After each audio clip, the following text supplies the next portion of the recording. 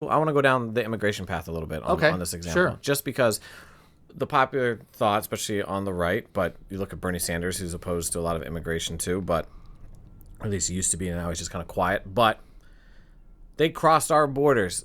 To your point, whose borders? I mean, yes, I'm a citizen of the United States. The southern border, I recognize it's around Texas, Arizona, New Mexico, okay. But is that the role of government in a way? And then I guess then we get into all the other questions of like, does them crossing the border somehow violate my person or property? Right. And then people argue like, oh, they're going to tap into the welfare state. They're going to commit crimes. Okay, maybe we can talk about those things and look at those are actually factual statements or not. But then, so like, what's the role of government? Right. The role of government is to protect my property, make sure no one invades it, protect my person, make sure no one takes my life, and a few other things. But I think they're tied to those two. Everything else is tied to those two, like sound money. Yeah. Like sound money is tied to my property, and so beyond those two, I don't see much of a role for. If you can present an argument where an immigrant or just another person is crossing the river between Mexico and Texas somehow threatens my property or person, all right, now we can have a conversation, I guess. Yeah, so I mean, it's a complicated issue, and I'll tell you my view on it, which is not representative of anyone else on the Free the People staff's view necessarily.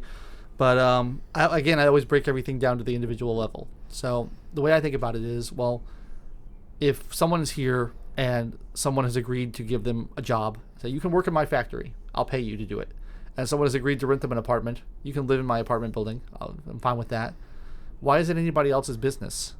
You know, what gives you the right to go in and take them and grab them and arrest them and detain them and send them to another country if they're here and everyone who's interacting with them is happy for them to be here and is voluntarily letting them have a place to do it in terms of an individual? And then the other way I think about it is like, well, say I'm walking along a beach and someone washes up in a raft. It's like, I'm hungry and I'm tired and I'm fleeing my country, which is persecuting me, and I'm landed on this beach. Like, what gives me the right as an individual to push him back and say you can't stay on this beach unless I own the beach, which I don't. I don't own any beaches. What gives me the right to tell him you can't land on the beach? You know? And so again, I think people think about it as this collective thing. They're like, well, there's a border crisis. There's the borders are porous, and they say all these kind of vague things. But I just don't know what gives anybody the right on the individual level to tell someone they can't be here as long as they're not actively infringing on your life or your property. Yeah, the argument too, like the up to the point argument, like you have there's liberty up to the point argument versus the absolute. I feel like that is where all the contention really comes in, because a lot of the big complaint with politics today is like, man, we get so wrapped up in the social issues. That's where all the red meat is.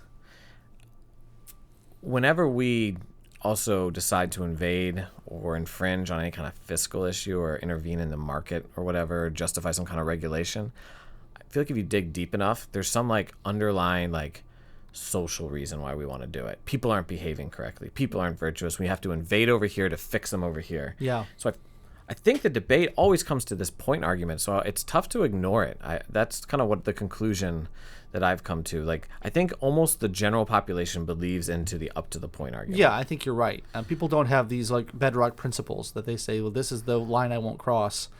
They say, well, they have a much more pragmatic view, I guess, where they say, well, yeah, liberty is fine, but then when it starts to annoy me, then no more liberty. Check some Japanese whiskey. Yeah, I'd like a little bit more. Thank you.